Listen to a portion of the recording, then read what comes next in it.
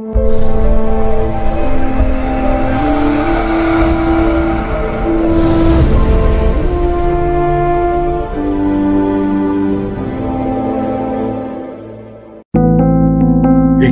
on the subscribe button, especially the bell on the right side.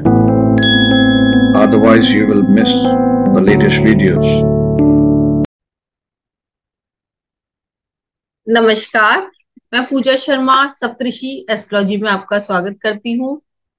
आज मैं बात करूंगी लाल किताब के एक और इम्पोर्टेंट टॉपिक के ऊपर।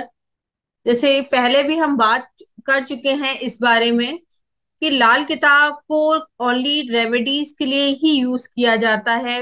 लोग वह कोर्स भी ज्वाइन करते हैं बस रेमेडीज जानने के लिए, कि उपाय जानने के लिए ही करते हैं। लेकिन हम अगर लाल किताब सही ढंग से पढ़ें तो उसमें आपको रेमेडीज करने की जरूरत ही नहीं है। हम अगर प्रिकॉशंस लें उन प्लेनेट से रिलेटेड, या हम कुछ इस तरह से कुछ काम करें कि हमें उपाय करने की जरूरत पड़े ही ना, तो कितना अच्छा होगा। तो हमें लाल किताब को पढ़ना है, समझना है, इसके प्रिकॉशंस लेने हैं। रेमेडीज तो लास्ट हथियार है हमारे हमारे लिए, तो हमें रेमेडीज की तरफ तो जाना ही नहीं है। तो लाल किताब को सही पढ़ने का तरीका आप 1952 पंडित रूपचंद जोशी जी की बुक से आप पढ़ सकते हैं।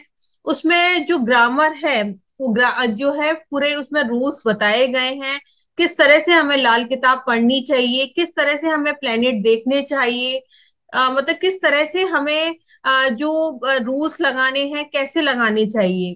क्योंकि इसमें इजीली हम देख सकते हैं कि कौन सा प्लेनेट खराब हो रहा है तो वो क्या फल देगा। कोई भी प्लेनेट, जैसे किसी की भी दशा चल रही है तो अगर वो अच्छा होगा, सपोज राहु की दशा चल रही है, अगर राहु अच्छा बैठा हुआ है तो वो 6 साल अच्छे दे जाएगा, क्योंकि इसमें 6 साल की राहु की दशा होती है।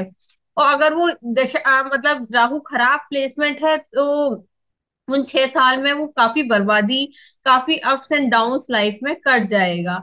तो अगर हम पहले ही प्रिकॉशन रखना शुरू कर दें तो उस राहु को हम ठीक कर सकते हैं। तो हम प्रिकॉशन पे ही काम करेंगे और लाल किताब पढ़ेंगे, लाल किताब ग्रामर बुक से। तो जैसे मैं आज प्रिकॉशन की ही बात करूंगी कि सपोज मंगल किसी का 6th हाउस में है, तो यही बोला गया है तरस तरस के मिलेगी औलाद, मतलब उन्हें देरी से ही उनको उनके यहाँ चाइल्ड बर्थ होता है। तो वो क्यों होता है? क्योंकि मंगल जो है बुध और केतु के घर में है। खाना नंबर 6 जो है बुध और केतु का होता है। तो केतु क्या है? मेल चाइल्ड का कारक है, और बुध क्या है? बेटी का कारक है।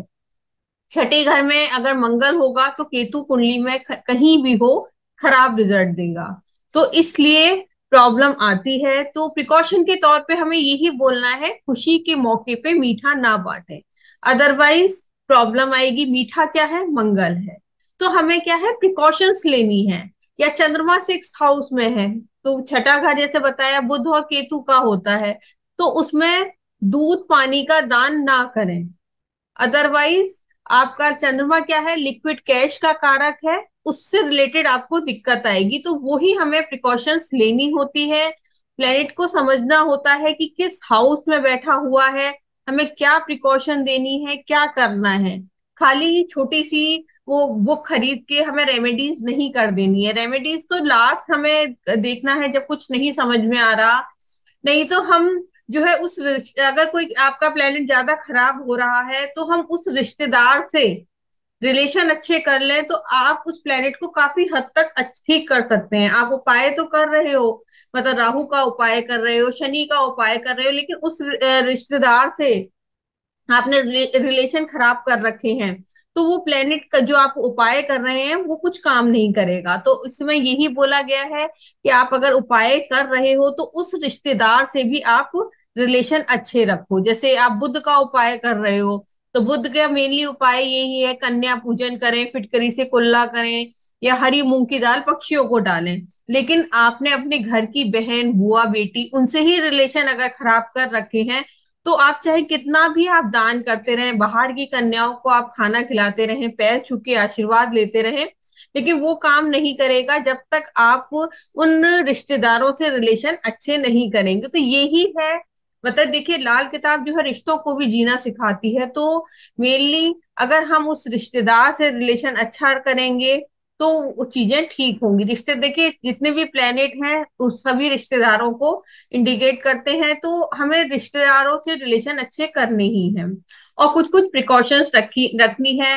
जैसे हम लाल किताब आगे भी पढ़ेंगे तो नवे घर से रिलेटेड जो भी ग्रह बैठा होगा, 9th हाउस में जो भी ग्रह बैठा होगा, अगर हम उसकी चीज जो है, उस कलर की चीज अगर हम अपने पैरों में डालें तो हम अपने भाग्य को पैरों में रौंदेंगे। तो ये सब चीजें हम समझेंगे कि किस तरह से हमें क्या करना चाहिए, किस तरह से हमें प्लेनेट ठीक करना चाहिए। और देखिए, ये तो आपको भी पता है, लाल किताब जो पढ़ते हैं कि इसमें बिल्कुल टोटली डिफरेंट है हर चीज। उनको उनकी दृष्टियां अलग हैं, हाउसेस के देखने का तरीका अलग है, सब चीजें टोटली डिफरेंट है। लेकिन हर एक कोई लाल किताब इजीली सीख सकता है, कोई टफ नहीं है। लेकिन हमें स्टार्टिंग से ही शुरू करना होगा, बीच बीच में ऐसा नहीं थोड़ा सा कर लिया, आगे एडवांस का कर लिया, थोड़ा बेसिक का, ऐसा नहीं। स्टार्टिंग से हम एक मतलब पढ़ेंगे सीक्वेंस में, तो तभी हम लाल किताब को ठीक से जान पाएंगे।